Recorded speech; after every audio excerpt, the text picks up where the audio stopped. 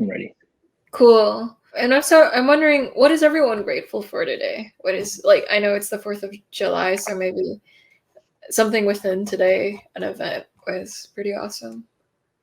Just wondering.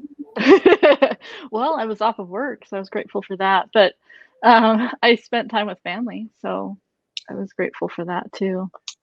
Nice. To be able to like have time to just hang out and stuff, because I don't get to see them as much working and stuff. So yeah.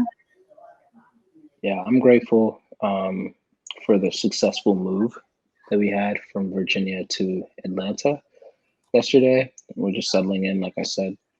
And then I'm also grateful because today, one of my friends, actually my friend who helped me pick out Jamila's wedding ring, that I've known ever since like MySpace days. So like really way back.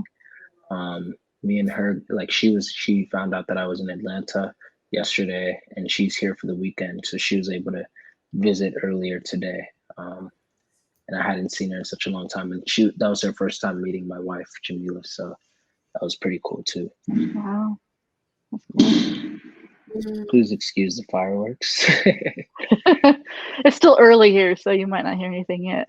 They were doing it ever since too.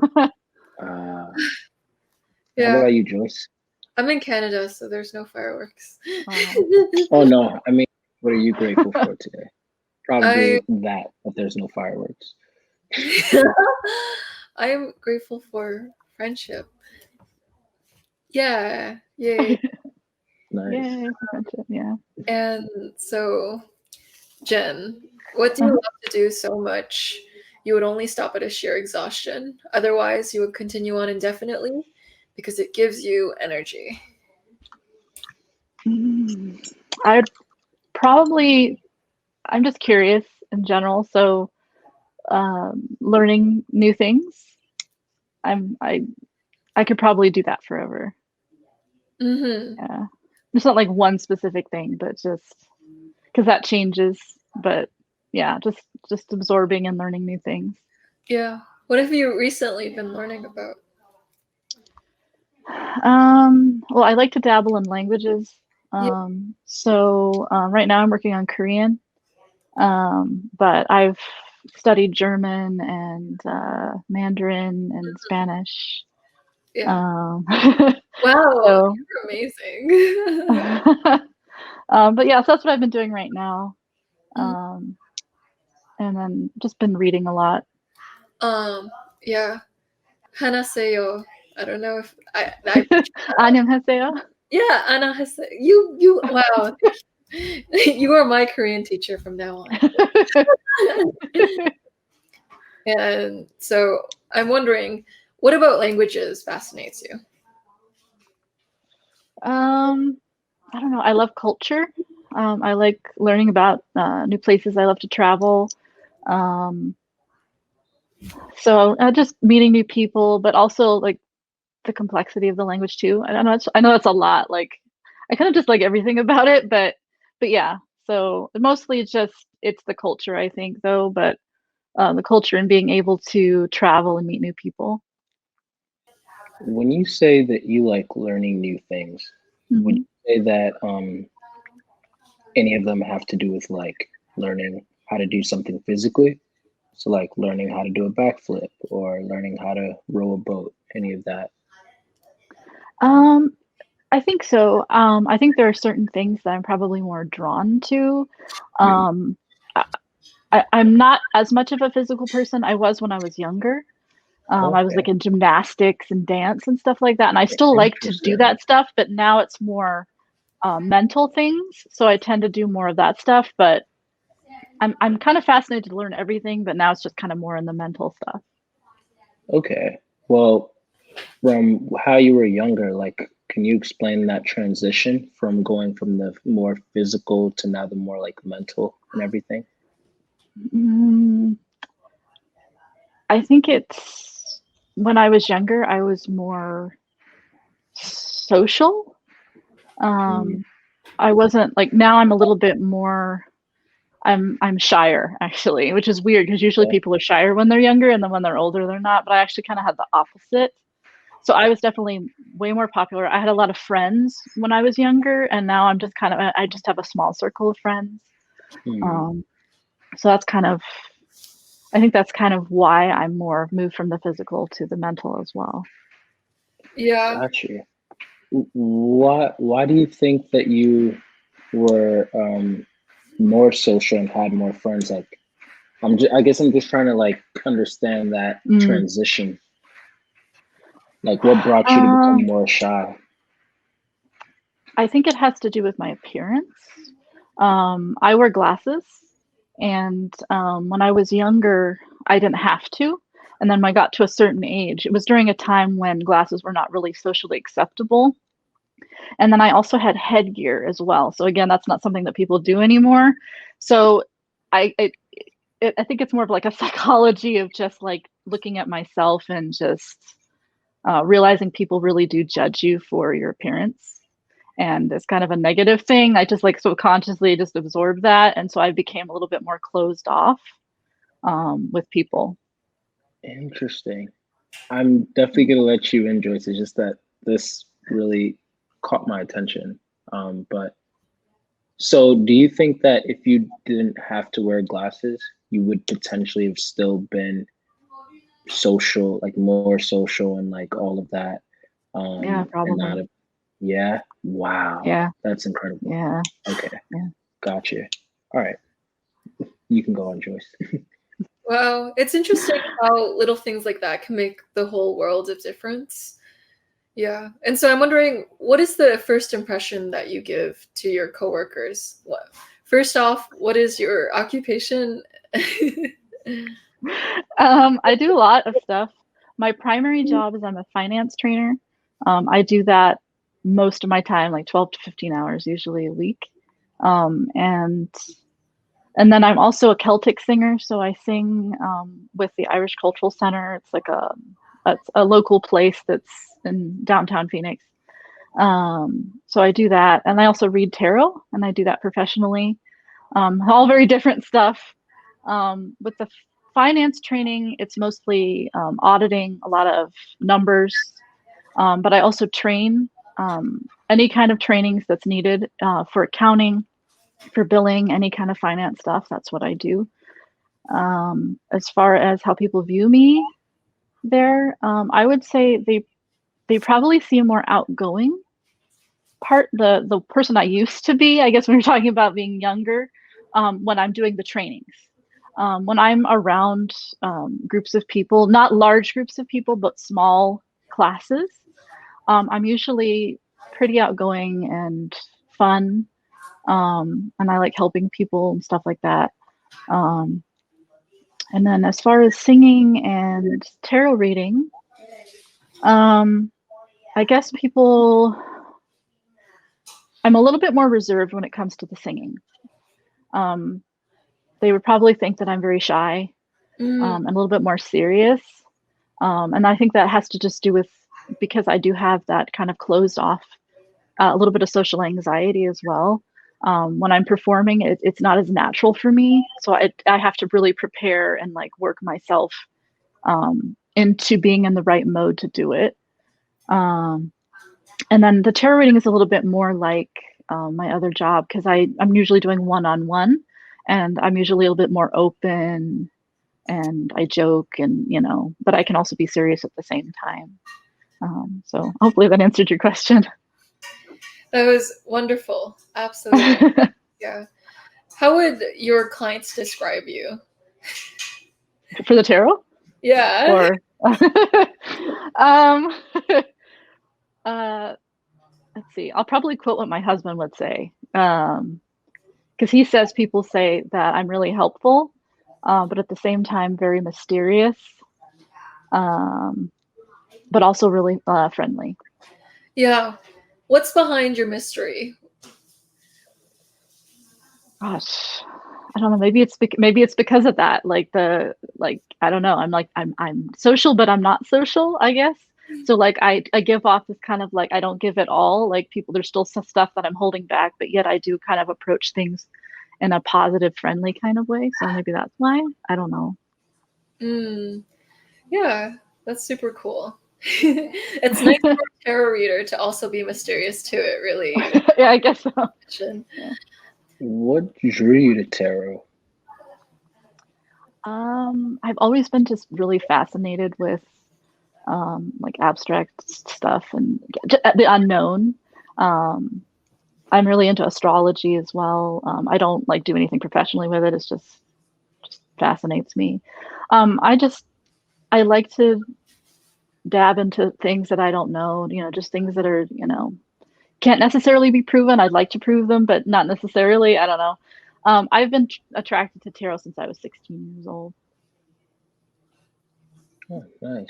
So when it comes to abstract, philosophical, and conceptual conversations, I'm assuming that you are all for those types of conversations, like your stamina for that's long. Totally. Who are you usually in those conversations? Are you more of the listener? Are you more of the question asker? And then also just to tag on to that, what's the last conversation that you found yourself lost in? I'm probably both. I usually listen though, so I start off listening, and then I will, if I'm really passionate about it, and I feel like I know what I'm talking about, like I really have something to say, then I can just go on and on and on and on. But for the most part, I would say most conversations, I'm usually the listener. See your second question. What was your second question again? Oh yeah, what was the last conversation that you found yourself like just absolutely lost in?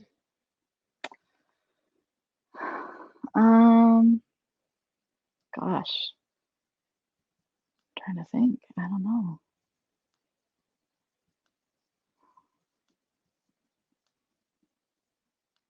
Do you not have a lot of the abstract and philosophical conversations? It depends on who I'm with. Like? Today I haven't had any really like philosophical, so I'm trying to think of probably, let's see, yesterday I had my book club meeting, so maybe we've been reading a particular book series, and I really enjoyed that, so I would say probably that would be something that I was really passionate about. And yeah. Do you bring up I'm guessing that you probably do bring up a lot of insights in this book club meeting, right? Or what kind of if I like it, like if I like the book, like I said, I'm usually like I start off listening. Right. And if I feel like I'm going to be like, if I didn't really like something, or if I feel like I'm not knowledgeable about something, I'll let other people talk and I'll listen. Sure. And then I'll only say like when I feel like I have something to say. Got you. Okay. Awesome. When you were a child, you mentioned how you were a little more sociable. How did you look like when you were sociable? What would you define as sociable? I spoke more. I didn't really care about like saying something and then like how was that perceived, or I was more physical. Like we talked about that before. I did a lot more physical things. I did more sport related stuff, dance. So yeah, I think that's pretty much the difference. Yeah. How much do you like doing something risky just because you like the thrill of it? Never. I don't think I've ever done anything like completely risky, unless there's a really good reason. Like I usually think about it way before, and then but I don't think I've ever done anything just to enjoy it. No. Makes sense. Do you like adrenaline rushes, or like what's your? No. So that's related to that too. Yeah. Okay. Got you. Okay. What is your opinion on adrenaline rushes? I mean, I'm not against them. I just don't think it's like personally for me. I don't know. My body just doesn't do well, I guess. So like, things that usually like, I've never skydived or anything, but I've been on rides that simulate stuff that, would be like that. And I just didn't enjoy it. So it's just like, feeling sick and all that. It just, to me, this did not it does not need to be repeated.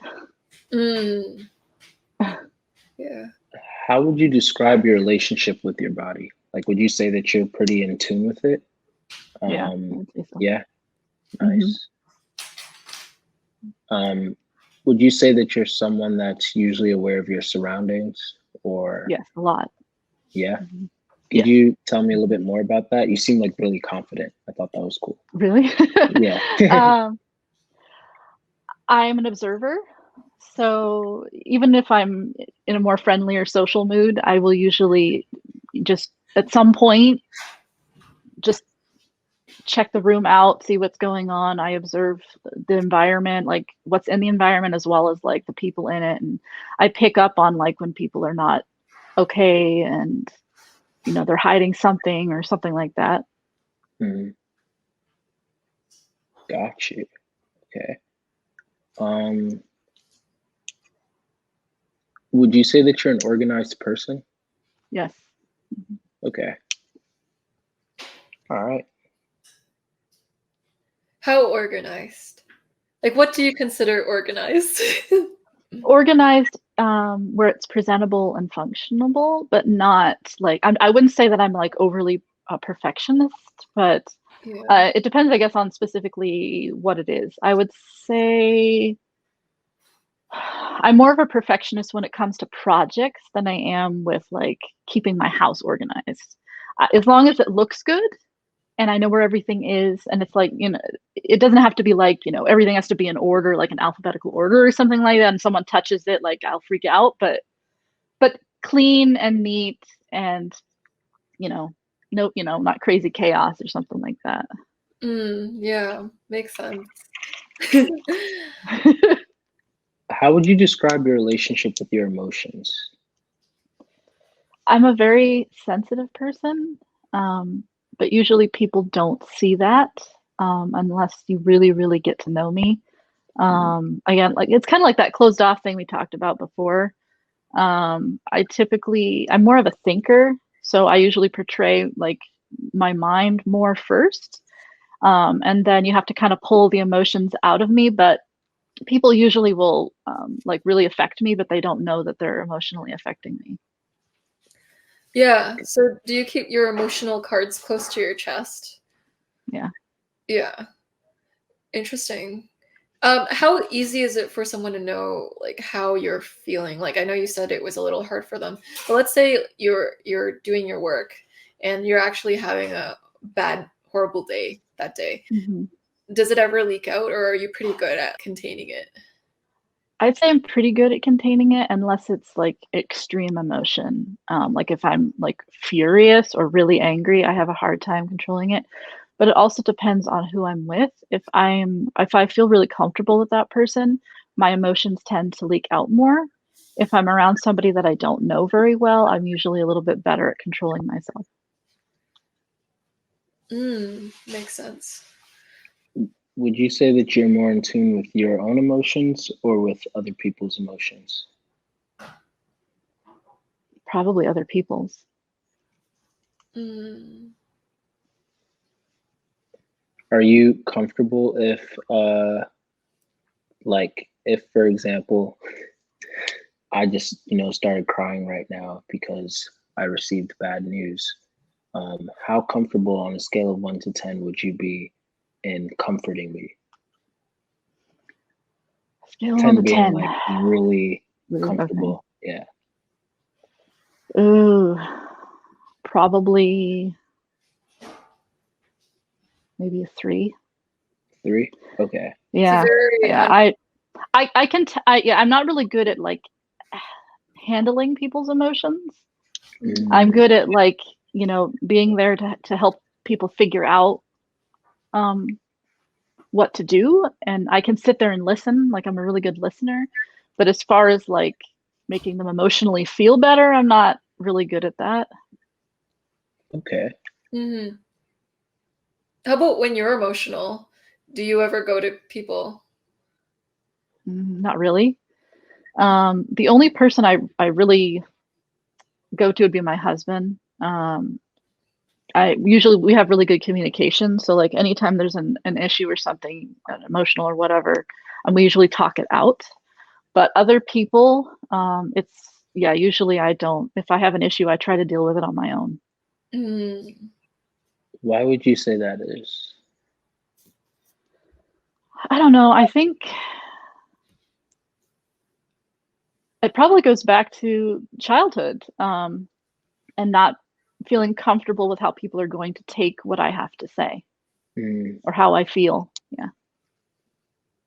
How did people used to respond in your childhood? Was it like rejecting or? Before, well, there's two periods in my childhood. So,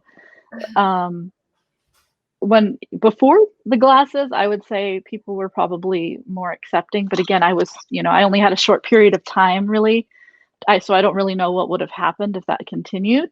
But later on, people were very, very judging and yeah. People, kids. There was one time in elementary school, they made a Facebook page after me, and they took pictures of me and they posted it in there, and they wrote ugly face, ugly nose, oh my gosh, smile. Wow. Ugly smile, like that's so like low. It's kids lame. Kids horrible. Are sometimes. Yeah. What rules you more, your head or your heart? My head. Yeah. No hesitations? No hesitations. Okay. And what makes you say that? Because like I said, I'm a thinker usually in most situations. Even though I am sensitive and I do have a lot of emotions that I keep within, I always approach every situation with thought. Like, how am I going to solve this problem? Or how am I going to help this person? Or is this going to help my day? Or, you know what I mean? I still have emotions about it, but I typically don't think the emotions are going to be all that helpful. So I just kind of keep them in and try to figure out how I'm going to get through whatever it is. That is extremely helpful. Thank you. Cool stuff. And so how intensely do you change your stance on things? So I'm wondering, do you ever waffle between stances, or do you stay relatively solid in a stance? If that makes sense. Once I've picked a stance, I pretty much stay with the stance, but that's usually because I don't pick it unless I've done some research or I've like listened to people talk or something like that. But I'm not like, I wouldn't say like so firm on something that I will never ever change it. But it's usually because there's like somebody will tell me something that's like that will correct me, or and some sort of fact or something. I'll learn something to change my mind. But typically it's rare because I've usually done some sort of research or something. Makes sense. Do you ever appear more confident in a stance than you actually are? Like, do your stances ever appear like they're quite certain when you're actually open to hearing feedback? Probably. I'm saying that from like trying to like see how other people would probably view me. People typically, when I say something, because I so very rarely say anything unless I usually know something about it. So usually if I say it, people will usually believe what I have to say, unless of course they think like it's something that they really know. So yeah, I would say I probably give off that like I know what I'm talking about, even though I might maybe don't feel as confident about it possibly. Yeah. How often do you doubt your own opinion of things? Sometimes maybe, but I wouldn't say a lot. Usually my doubts are more about myself, I would say, like, or it's like negative talk or something like that, where you're like, this is silly, but you're thinking it anyway or something like that.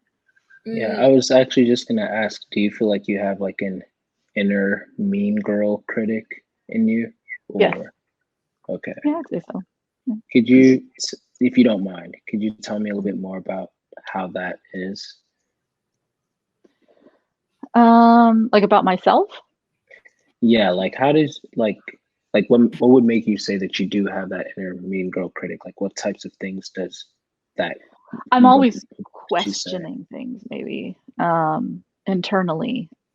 And sometimes questioning things, I think, because you don't really know how you feel about something or what you think about something. So sometimes that stuff can be kind of negative, or you could be like a cynic in your mind because you're still trying to figure things out. I don't know. I'm trying to think of what else to say about that. I don't know if that explained it, or do you need more? I don't quote unquote need more, but if you do give Okay. more, it would be helpful. But if you don't Okay, have anything else, that's cool. I can't think of anything else. Okay, and that's cool. Like what you've given was again like a lot of what you've given has like been really helpful. Okay. Cool stuff. And so, are you more comfortable getting into action and doing things, or are you more comfortable being in your own mind and just exploring the insides of your mind? It's more of the order in which I would do it. So I would like to research it, or at least learn about something a little bit at least. I believe in experience though, so I do think at some point you should at least try or do whatever, but it wouldn't be my first step. Cool stuff. So you would observe something before jumping in. Right. Yeah. What are your energy levels like? Do you find yourself to be an energy, like a person who can expend a lot of energy? The more you expend, the more you have? Or do you find you have a very limited, finite resource of energy and you expend from that? I think generally I have a lot of energy, but it becomes drained when I feel like I don't have enough time to do everything that I want to do. Especially now working so many hours, and then I have all these other things that I have to get done besides just my normal job. I get really, really drained because it's like I feel like I don't have time to do anything else. And then I just get tired because it's like I don't feel productive. Yeah, that makes a lot of sense for sure. And so I'm wondering, what do your relationships mean to you? My relationships are probably, I don't know, probably like the number one thing I'd say in my life. They mean a lot to me. Yeah, can you go further into that? What does connection and bonding with people mean to you?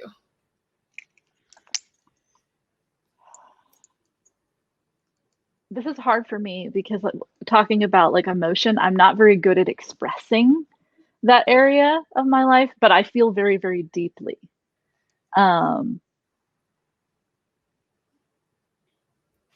So that's why I'm struggling, because I don't, like I said, I have a hard time expressing like how things mean to me or how I feel about something. But their relationships are always, they mean a lot to me because in most situations, at least when relationships are involved, I always think about my relationships first. Yeah, I don't know. I'm sorry. I have a hard time talking about that stuff, trying to like express that in an articulate way. Yeah, that makes sense for sure. And so I was wondering, how often do you write to the people that you know, or your husband, or someone you're really close to, little sweet little things, I guess, either randomly or on events where it calls for that? I don't know, like how often do you kind of like send them a love bomb? I don't really write physical notes, but I do send messages like on social media and like texting a lot to friends and my husband and family and stuff like that. I probably say I do that weekly. So yeah, I do that pretty frequently. That's often. Yeah. Weekly is often. Yeah. Why do you do just it? you know, short little things. I'm a really positive person, so when I feel like someone's down, I try to like cheer them up, or if they've worked on something or something's going on in their life, I'll send a little message to, you know, congratulate them, or, you know, try to make them feel better, whatever. Yeah. Or just sometimes it's random. I mean, sometimes I just all of a sudden like feel like somebody just needs to hear something nice from me. Yay! Wow, I really want to be. Would you say that you're someone who's good at getting into the head of other people? Yes, I'd say I probably do that most of the time. Yeah. I try Can you to give me like an understand people. Yeah. example? Pretty much any interaction, generally that I have, because I just tend to go on that observant mode first when I go into a situation. I try to understand people, where they're coming from, what makes them tick, why they do what they do, how they're feeling, stuff like that. Um, I don't know, and it is just something that I'm just naturally good at. Sometimes I don't even feel like I'm even really like putting in any effort into it. It just kind of naturally happens. Mm. Would you say that you're someone who is good at being able to predict how relationships and like friendships might play out? Hmm. Yeah, yeah. Okay. I'm a good listener, so I'd say probably if you asked anybody, in my life, they'd probably all say that I'm really good at fixing problems and like coming to when they need to hear somebody, they just need to vent or whatever, but then they also need help, um, figuring things out and stuff like that. That's amazing. So let's say that I come to you and I'm telling you about my problems. Would Mhm. your first reflex be solutions oriented to give me the next action steps, or would it be more supportive?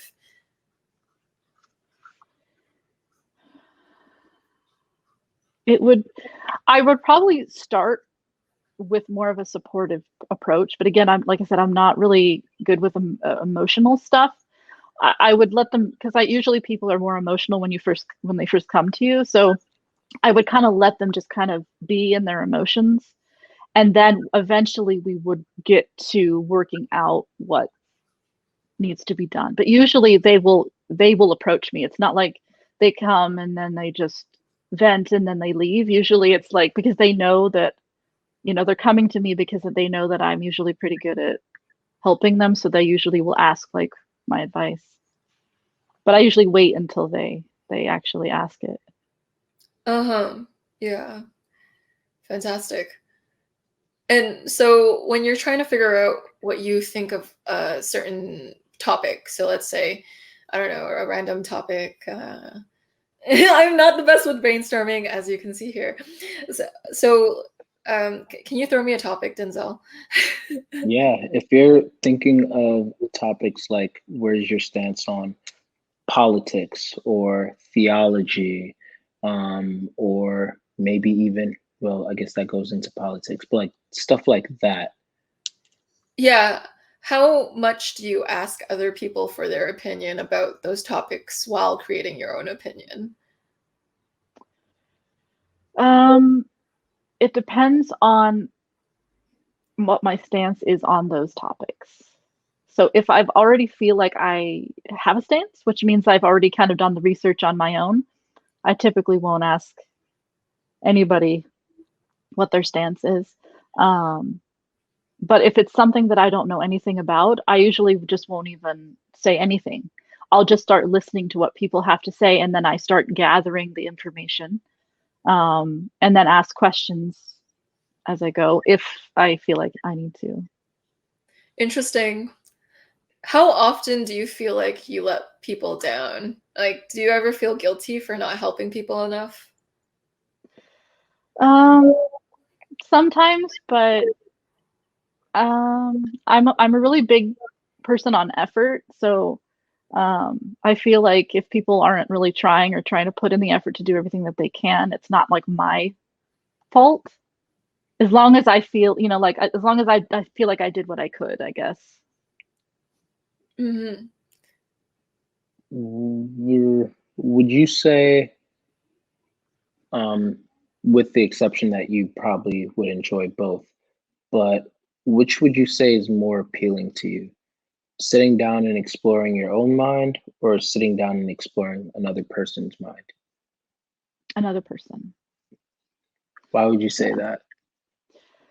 Because it's more of the unknown. I think a lot about myself and how I feel all the time, and so it's not really unknown to me. I'm really fascinated with the unknown, so understanding other people is definitely more appealing. Gotcha. What Okay. have you understood about us? Like, You guys are awesome. You guys are so nice. feel so loved. At least that's You the way know, you come Joyce, across. it's funny. I was thinking earlier when Joyce had asked, or one of us had asked about getting into other people's heads. So I think it was me actually.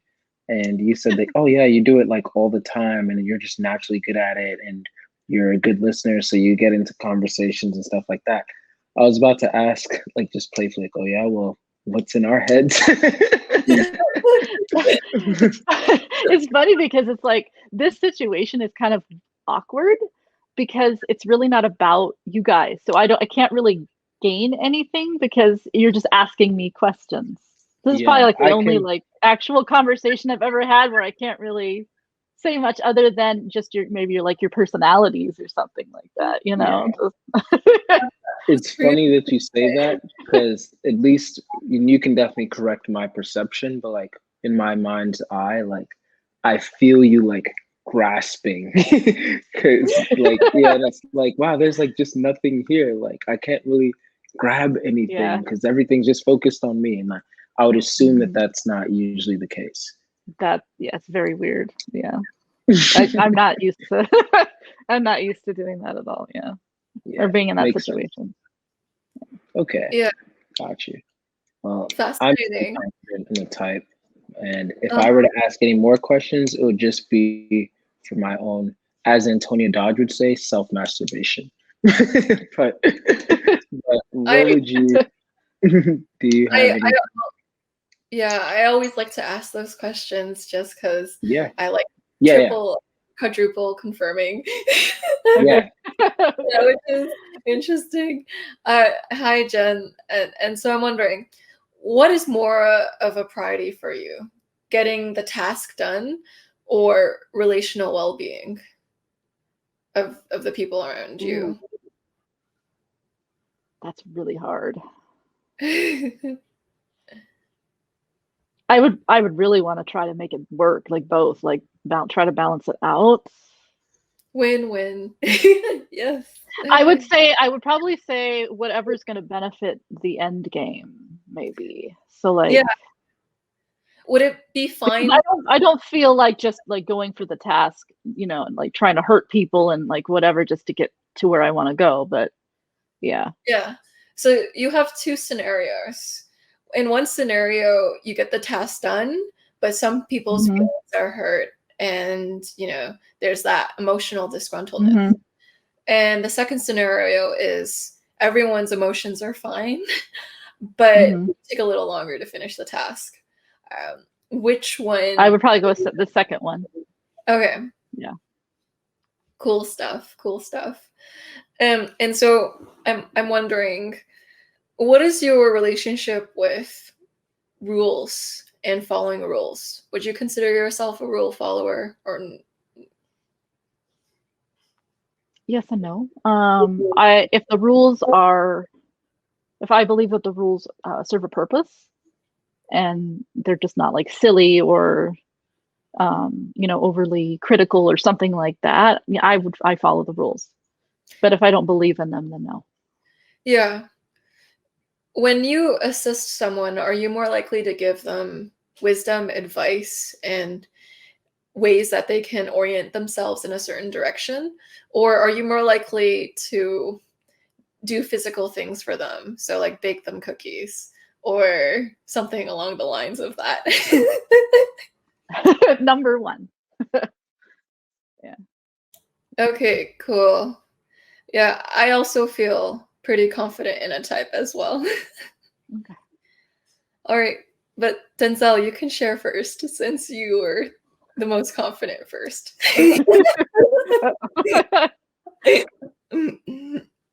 You're muted. Uh-oh. But she already knows what I was saying. I said nope, because the last session you said that any other time you'd be comfortable going first. Although I'm gonna write down mine right now. Yeah, you And haven't so changed I'm yours. gonna let you You know. haven't changed. Okay, just making sure. Yeah. All right. Yeah. So Jen, my best guess for your personality type is ENFJ.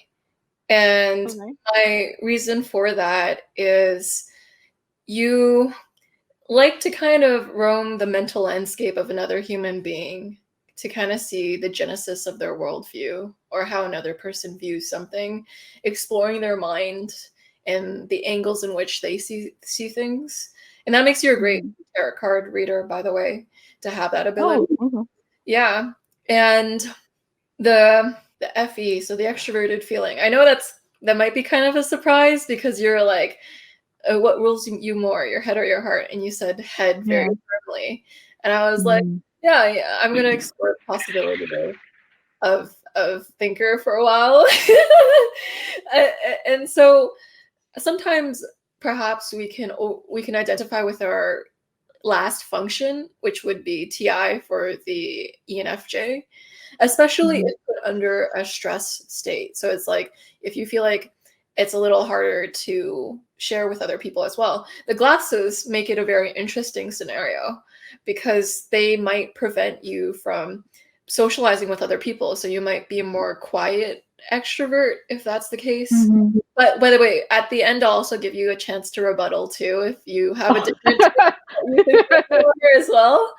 So it seems like over time you've become more introverted, but it seems like maybe your natural state is one of interacting with your external world.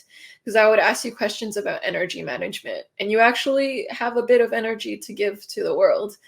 Extroverts tend to have, on average, a little more capacity to do things in the external world than introverts do, just because we get tired so easily, like especially I don't know, we're just kind of lame-os. I don't know. I don't mean that to be mean to introverts. I'm just being mean to myself right now and then accidentally insulting introverts as a whole. Yeah, and so I'm seeing your introverted intuition and how you help your friends. Like you give them advice and you give them wisdom and a direction or a kind of a pathway to take. I believe Denzel asked you about your inner critic too, and if you had a huge inner critic, and I believe that you answered that you did, right? Yeah. Yeah, so ENFJs, they're known for having TI in the inferior, so they tend to have a really huge inner critic. Sometimes they can berate themselves mercilessly, and it's interesting to watch. Whereas for INFJs, they're known for both critiquing externally and internally, so they're more balanced with their critiquing, whereas ENFJs are known for majority of their critiquing being aimed at themselves. And so there's that, just possibly a little anecdotal too, so take that with a grain of salt. And so extroverted feeling, the dominant driver in the ENFJ personality. Now, I know I should have started with this first, but sometimes you just gotta go with the flow. This is a lesson in being SE or any. You just gotta go with the flow. And so with FE, I noticed it when I asked you, do you ever love bomb the people around you? And you were like, I send them weekly messages to remind them that I love them in my life. And a lot of ENFJs in my life, that's exactly what they do. And sometimes they go overboard, but I love them for that too. But it's amazing. It makes them more inclined to do careers that involve people. And so it's kind of like understanding people and how their mind works. And I bet in tarot you do that a lot too, because you're kind of, as you're explaining the cards, explaining how someone is cognitively processing it too. So it kind of creates a ultra amazing duo, those two combination of things. And so I also asked some questions to like double check for like TE versus FE questions. And you lean more towards the FE side for those questions. Like, so TE sometimes is okay with getting the job done, even if it steps over people's feelings. Whereas FE, is okay with taking a little longer sometimes to make sure that they're not hurting people's feelings. And so that's one of the small differences, that you seem to land more on the FE side. But it's interesting because you're uncomfortable with your emotions. And so I wonder if that tied to something that you haven't shared in the session too, perhaps. Sorry, I'm inferring into your mind's wiring. That's not cool of me. I'll try to not do that. I was wondering if the glasses had an effect on that. Or maybe, I don't know how much they affected you. I'm just imagining this whole story of your life revolving around glasses, but this probably is accurate. So, I mean, Who knows? I was like, yeah, it's pretty interesting. You know what, Denzel? I think it's your turn to share. That was beautiful, Joyce. I agree with Joyce. Early on in the session, I started it seemed like everything was flowing right into ENFJ, including your demeanor. But every time I see myself going such a way, then I want to prove it wrong, or at least give it an opportunity to be proven wrong. But you seem to you really seemed consistent with that. So when we asked the flow question, which is what is something that you love to do that you would not stop unless you were exhausted, you said learning new things. And one of the first things I learned, one of the first things I asked you was because there's two different types of learning new things. I learned how to ride a bike, and then I learned how to go skateboarding, and then I learned how to go shoot guns. Or there's oh no, I like learning about psychology, and then now I like to go learn about philosophy over here. Then I would like to learn about this. And coincidentally, it seemed like you had both. You're like, well, okay, actually, when I was younger, I had more of the, almost not necessarily adrenaline, but the thrill seeking and just in my body kind of thing. You said that you did gymnastics, and then you did sports and you did dance when you were younger. So that was really interesting, just kind of to tag on to what Joyce was saying about having a that extroverted sensing, which, by the way, are you familiar with cognitive functions, or should we? I don't know. I didn't want to. I'm familiar with a some, but Okay. I wouldn't say that I'm I really understand them. I've heard of them, and Joyce, I watch a lot of your videos and stuff. Okay. So obviously, I've heard them talked about, but I don't know them. No problem. Okay, so yeah, extroverted sensing would be, if you're an ENFJ, would be your tertiary or your third function. And it has pretty much Personality Hacker says that it operates kind of how a 10-year-old would operate. So it's not necessarily matured. You don't want it steering the car or anything like that. But 10-year-old still says very wise things here and there, and they're pretty smart. They can even help around with the kids. So yeah, there's still strength over there. And the fact that you kind of had, that experience, even when I asked you about your relationship with your body, you had said, where's that? Oh, you said that although, you don't really like adrenaline rushes and all of that, you said that you confidently were yeah, I'm pretty in tune with my body, which INFJs and INTJs, they very rarely say that, especially confidently, let alone I'm aware of my surroundings, which is another thing that, an SE inferior type, they're not usually, because they're so lost all the time in their head. But when you have extroverted sensing, or SE, aka SE, as a tertiary function, then you everyone who has it as a tertiary function, so ENFJs and ENTJs, they have introverted intuition as the secondary function right above. So introverted intuition is all about getting in the mind of other people. The way that I often explain it is, it's kind of if you have thought A, and then you have thought B, thought C, thought D, all the way over to thought Q, then your mind instinctively goes, wait, how the heck did I get here? And it instinctively, subconsciously retraces its own thought process until it gets back to thought A. Then it zooms out and it's oh, this is how A and Q relate to each other. Even though, just looking at A and Q, they might not necessarily look related. So your mind does this so frequently having introverted intuition as a strength, that now when you look at other people and they're thinking thought D, then you instinctively are like, Q?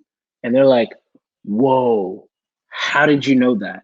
And you're like, Mhm. I don't know. And that's what we call introverted intuition, pretty much. Another way that it could be described is like five blind men on an elephant. Mhm. And each blind man is like feeling on the elephant, and they're communicating to each other what they're feeling on until they're like, oh, this is an elephant.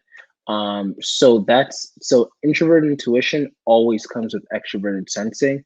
And as an ENFJ, you have those in your middle functions. So you have access like pretty easily both to introverted intuition and extroverted sensing. So you're able to kind of like be present and in the moment and observe what's going on like around you, while also being able to zoom out and being able to like see like a bird's eye view of like what's going on, and then even act like while like on your feet. Like you don't have to plan out as far because you're more comfortable with being able to take action, because you've assessed the situation more properly. But you're always going to still have that tug of war because introverted intuition and extroverted sensing are still like right there. So you will oftentimes still get like whisked away into your mind and in your head and everything like that. But that extroverted sensing will always pull you back into reality to be able to like assess like, okay, make sure that you're present because this is what's going on. And it'll kind of like go back and forth in that way. Does that resonate so far? Yeah. Awesome. And then so yeah, so that was the flow thing, and then also about your childhood. And I agree, like that was just so interesting. Like, and I'm glad that I asked that question about like, like, oh, because I was kind of like asking it like as a joke, like when you said, yeah, I love like learning new things. I was Yeah. kind of like asking like, oh, so like, do you like doing this or that? But then when you were like, actually, I did gymnastics and this, I was like, wait a minute, okay. And then you said like, yeah, actually, when I was a kid, I was like more social, and that to me, for every profiling session, is a very important key factor. Like how were people like when they were younger, and then kind of looking at how they are right now. Because as we grow older, more extroverted people become more introverted, and more introverted people become more extroverted if they're healthy. Because we're supposed to be becoming like more balanced. And so it's a shame that you were kind of forced more into that, like more quickly because of your glasses. Like that's unfortunate, but thankfully, you still like, as far as like we could tell, like I would say that you're very healthy. You have a very like, keen mind. And I really like that, like you said, like even though like your glasses made you like self-conscious and everything, others like at work, they do see you as like more outgoing, like how to turn it on. When you're training and when you're like helping people, how to like bring out that energy and everything. And then also like when you're performing and you're singing, that goes back to your 10-year-old function of extroverted sensing. So that's why you're like still a little bit like, okay, I'm not super comfortable over here, but bring me back into my introvert intuition, which is an adult tarot. I'm comfortable there, and that's again all about getting into the person's mind, understanding symbols, all of that. So the fact that you were confidently able to say, like, yeah, I was pretty good at tarot. Like, I'm pretty good at tarot. Like, you said you were a professional tarot reader, right? Yeah. Yeah, that's it. In my opinion, that's like a very highly introvert intuition kind of thing, because it has a lot to do with symbolism and getting into the mind of the other person and all of that. On top of that, extroverted feeling, which would be your dominant function, I usually describe it. So when you go online, you'll see that as like, oh, it's just wanting to get people's needs met and almost like a people pleaser kind of thing. Like it's a very watered down kind of, thing. For me, I would describe it more as understanding the exact buttons to push in the exact order to get an emotional reaction from an individual or a group of people. And so even when I'd like asked you like, okay, if I were to just start crying right now and everything like that, how would you be with that? You said that you don't like you said that you'd give me like a 3 on how comfortable you'd be with that. You said that you're not really good at handling like the emotions of others, which is very interesting to hear from an ENFJ. So I did like back up a little bit and I was like, I wonder why she's saying that. So I kind of like, just held it there.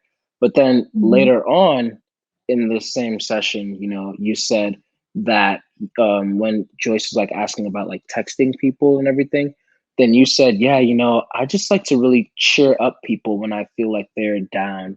And I was like, oh, that's interesting, for someone who's like not good at like handling the emotions of others. But it makes sense because just like when you said that you would say head over heart, I immediately like understood why you would say that.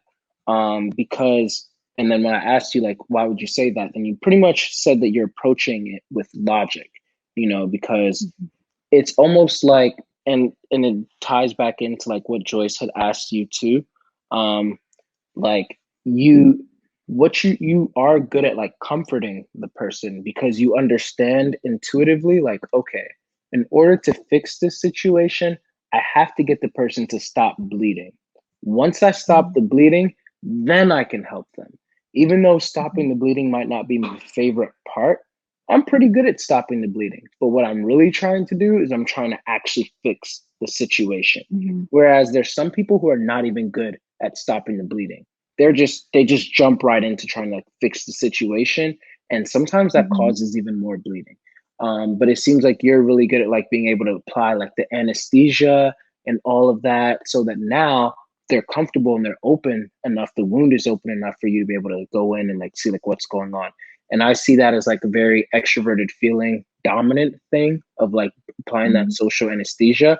But then introverted thinking as your inferior function, it works with extroverted feeling when it's really healthy, which again I believe that you are, and it works as like a scalpel of some sort to like be able to like help get in there and solve a lot of those issues. Somebody once described the difference between extroverted feeling and introverted feeling as if somebody was at the bottom of a well, the introverted feeler would go down into the well and sit down with them and just pretty much stay down there with them. Like, I'm here with you and no rush to like get up out the well. Maybe it's not even a bad thing that we're down in the well. Whereas like the extroverted feeler would see that and be like, oh my gosh, I'm going to go get a ladder. I'm going to try to help you get out of there. And that's like, the extroverted feeler trying to like fix the situation. Whereas like the introverted feeler like would really like sit there with them. But the extroverted feeler, like once they become like healthy, they understand like, okay, again, like I do have to like sit down with the person for a little bit and like, understand where they're coming from, all of this. Then when I see they're ready, pull them out.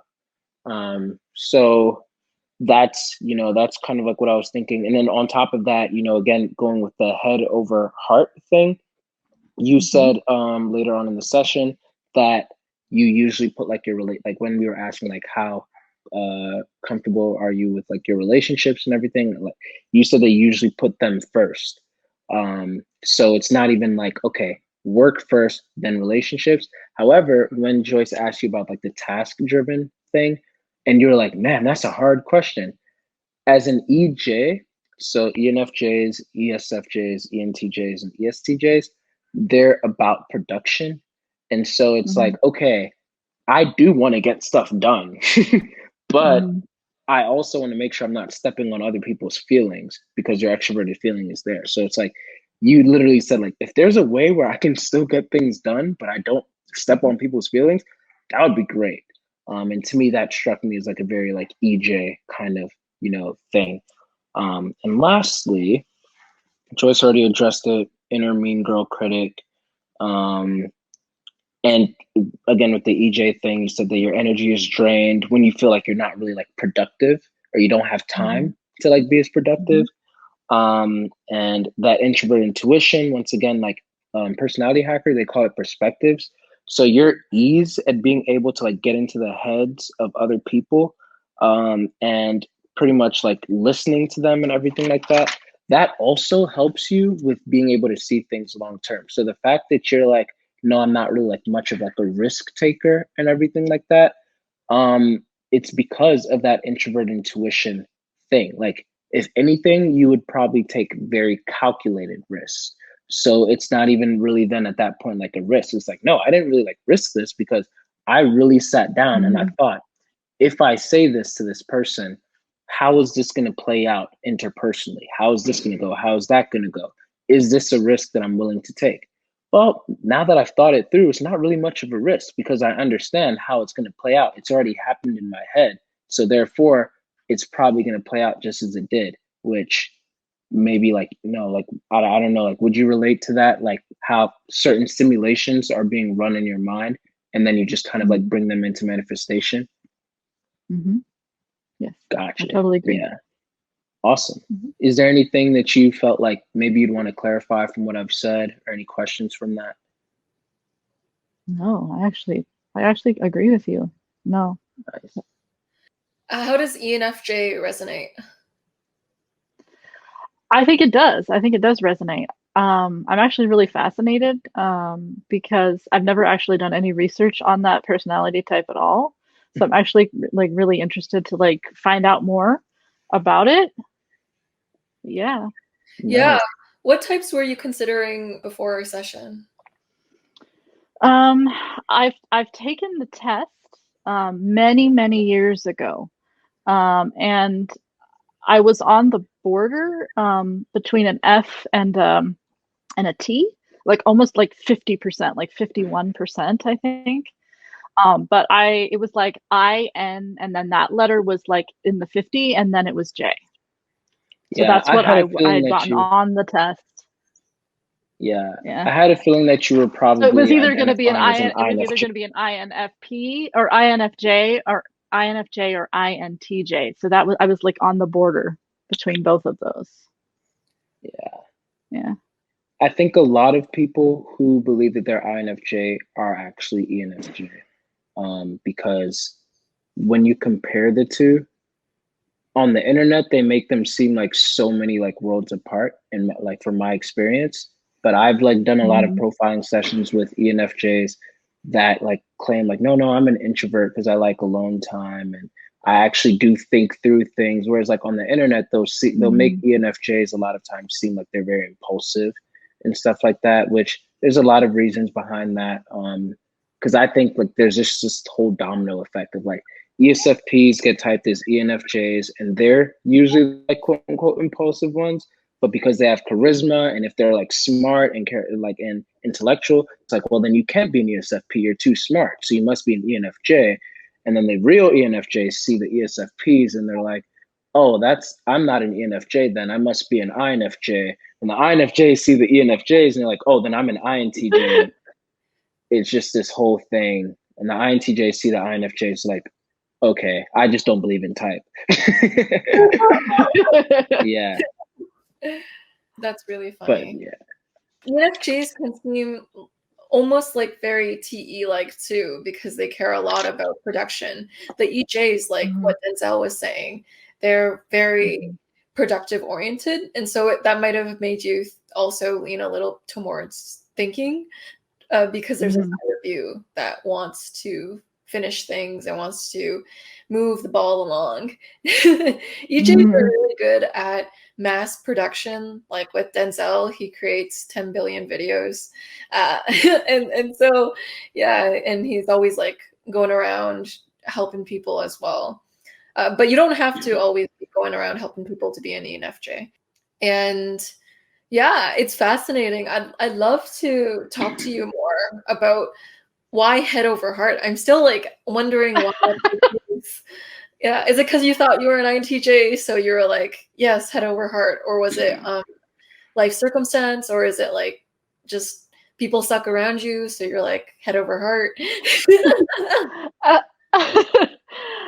don't know. I think it's just because I'm just so into my head. Maybe like I just approach things more from a logical, practical, rational thing that I don't know. It to me, like when people get overly emotional, I actually kind of get kind of like, like I feel really uncomfortable and I don't understand like why that person's getting so overly emotional. Like, obviously there's certain moments that I understand that, but like And I don't feel like there's any real reason why this person should be overly emotional. I'm just kind of like, no. Yeah. So Yeah. I don't know. I That's fully why. resonate with that.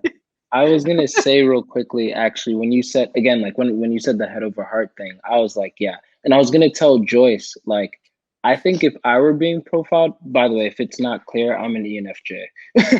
Oh, So okay. yeah. Um, if I were being profiled and I didn't know type, I would definitely say head over heart as well. And actually, when I took the test online, I tested out as an ESTJ. I tested out as a T Oh. because, yeah, because to me, it's the same thing. It's like, even though introverted thinking is my inferior function, I see myself as very rational. I don't, I approach a situation and I'm like, okay, how much energy of like, hey, should I bring to this, or like how much Yeah. should I cry in this situation? Like this is all like it has to meet the context. And so if somebody's like crying more than I think that they should be, which I know it sounds like really weird, then for me it's like the same thing. It's like I think that this person's being a little bit overly emotional, and kind of like you said earlier about your emotions, you said that you tend to like keep them to yourself and everything. I think that you can correct me if I'm wrong, but I saw that as because you don't want to overwhelm or burden other people with whatever emotions that you might have, and you might not even have like as strong of emotions that might just cause you to sob and all of that as much as like some other types might. And so you just kind of are like you're more level-headed, you're more cool, and if anything, that's what helps you to become better with managing like other people, because it's like, okay, a strong mother, for example, like my mom, for example, she's an ISFJ, so she has extroverted feeling as well. And we went through some traumatic things in our family, but when those things happened, she was like, she, like took up her tears and she's like, no, I have to be strong for my family. That's just kind of like what it is. And that's literally choosing like, your head over your heart.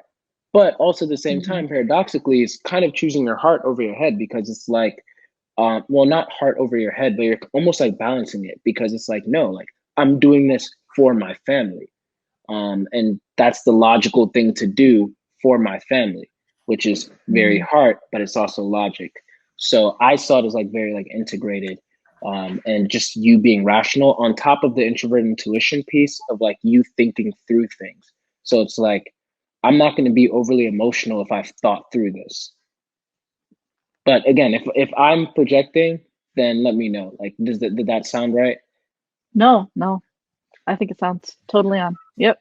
Yeah, I guess that's what they call FE judgmentalness. It's kind of like you can see someone overreacting, or like they don't have a reaction that's proportional to the situation. And I know I can get very judgmental of that too. Like when someone is showing an emotional display that's way out of context or out of control of what they're supposed to be feeling, because it's like almost like someone touches them and they're like, ah, and it's like, come on, like Yeah, I have a video on my channel from years ago, and it's literally called "Get a Grip," and it's me like in the video saying like I'm pretty much, and I didn't process this until now. Like now, I would not say such a thing, but pretty much what I was saying was that I feel like some people don't really know how to set their own emotions aside for the sake of everybody else's emotions. And so then it causes them to like, really just act overly emotional. Like, and it's like, it's influencing the rest of the social atmosphere. And I'm looking at them like, bro, like we're all suffering here, like you're not the only one. But now being older and everything, I understand that some people, number one, they don't feel things as deeply as I do. So for them, it probably really is just that strong of an emotion that they can't help but express it. So that's number one. And then also number two, I like that's invalidating their emotional experience, which was a mind blowing thing for me, because I'm thinking like I'm trying to look out for everybody else. Like if I'm having a bad day, I'm not about to walk into work and take out my frustrations on everybody and all of that. So why are you doing it? But maybe that person's really just that deeply frustrated. And I've never been to that level of frustration before. And for me to tell them like, yo, get a grip and like just get in a more logical headspace for the sake of everyone else, that's literally invalidating how they feel. And so I should hold more space for that. Of course, you know, somebody who's just constantly like doing that, like on that extreme, I personally still believe that they should learn to like scale it back a little bit and like know that. But that's where like, you know, both types of people, you know, they have to learn that balance. But yeah, so what Joyce said about the FE judgmental thing, that get a grip video of mine, it definitely was that. Do you have a YouTube channel? Mm-hmm. Is it on there? Yeah, it's literally Get a grip? Yeah, if you literally type in "get a grip" and then you search my name over there, Denzel Mensa, it's gonna pop up. And like I said, it was like years ago. I might even have to go back and rewatch it and like, I sound so judgmental. But you know, like in my head, I saw it as like compassionate because it's like, again, like in my head, it's like, why are you being such a crybaby and influencing everyone else here? And then you're looking at yourself and it's like, if I were in this position, I wouldn't be crying like this because I know it's going to get everybody else's attention and ruin their day, you know. But yeah, so but yeah, it's there. That sounds like me. So yeah, and then people definitely think that, oh, then you're a thinker, you know, but that's not really the case. You're just an EJ. You're looking out for everyone else. Yeah. So it can turn you off when someone's behavior is detrimental to the group. It's like, oh, why is this person not considering the people around them? Or they're being a little much in the form of not understanding their emotional impacts on other people. And it can seem kind of immature too, because it's like, if I were in that position of the other person, I would actually be immature to have done that thing. So the FE user brings on the hammer of judgment. And it's like, bam, there's no excuse for doing this. Yeah, that makes a lot of sense. And so I'm wondering, Jen, if we could post this video on one of our channels, like The Knife Show. It's like this series that me and Denzel have, and we're just trying to like create this podcasty type of format. And I think this would be a really cool video to have on because it's about ENFJs and INFJs, and you're an ENFJ, so that would be great. Sure. I'm all for it. Cool. Yeah. Cool. Yeah. And Joyce, so like Joyce said, Joyce has a YouTube channel, and then I have my own YouTube channel. But then me and Joyce have a joint one. And like I said, it's called The Knife Show. So I think Joyce can send you the links to both of those if you're interested. And, yeah. I would love to watch it. Yeah. Awesome. Excellent. Yeah, we just talk about NFJ, INFJ, ENFJ issues. So if you would like to listen to we have a lot of issues. Yeah. And so it's so nice to meet you, Jen. You are a bottle of warmth, and you also are a taskmaster too. Oh, thank you.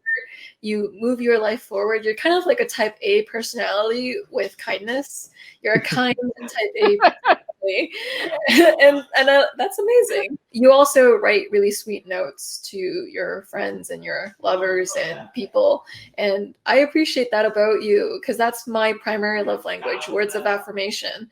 So basically, you are fluent in a lot of languages, like Korean. You're also fluent in my favorite love language, which makes me adore you even more. So yeah, that was cool to get to hear about that. I relate to you with the childhood struggles and kids being mean to you because of something you couldn't control. And so you have my solidarity there. Those kids can I don't want to say something violent, but I wanted to.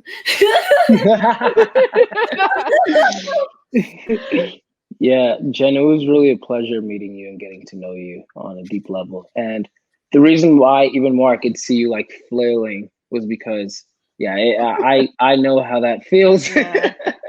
But yeah, it's been awesome, like, you know, getting to know you, and it's always nice like seeing a healthy version of any type, but especially like your own. Especially because ENFJs are not common. So it's this has been like a nice, you know, I know I have myself, but like it's always nice to like add more nuance to like my understanding of like different types and like how they like there's several ways that how one personality type can come out. And not every ENFJ is like Oprah. And that's the biggest thing that I want to push onto the internet right now. Which is another reason why many ENFJs think that they're INFJ, because they're not like this. And it's like, and then on top of that, Oprah herself thinks that she's an introvert. So That's sad. that's a whole other story. But anyway, yeah. Well, it's lovely meeting another ENFJ.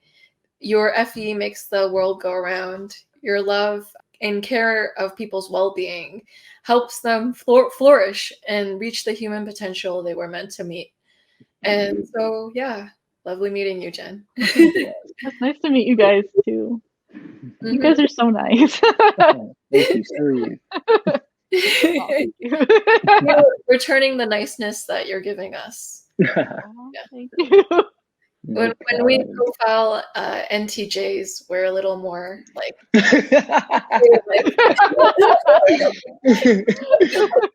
You don't want to overwhelm them.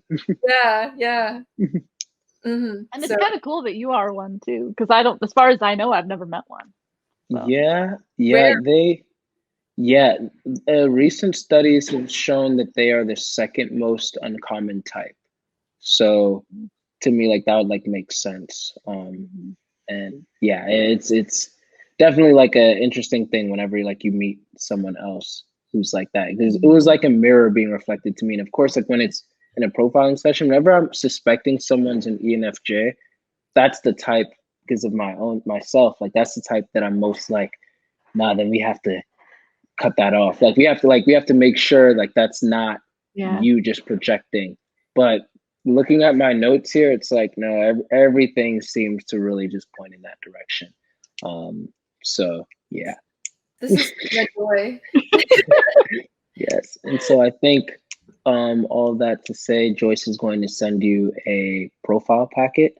And we'll also let you know like when the video is going to premiere. I don't know if you're familiar with YouTube premieres. You're on you follow Joyce's channel, so I follow Joyce, yeah.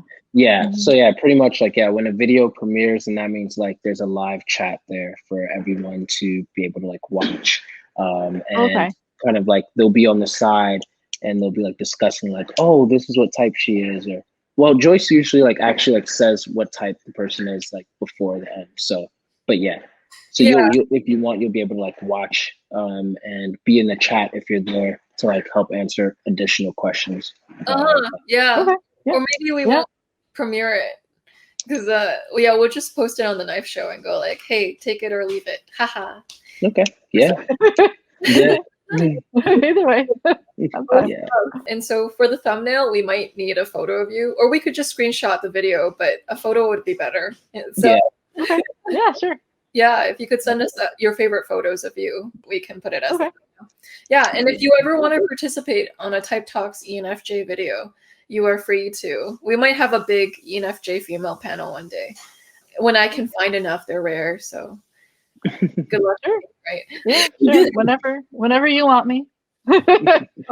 Yeah, for Effie accommodating my schedule or my stuff. All right.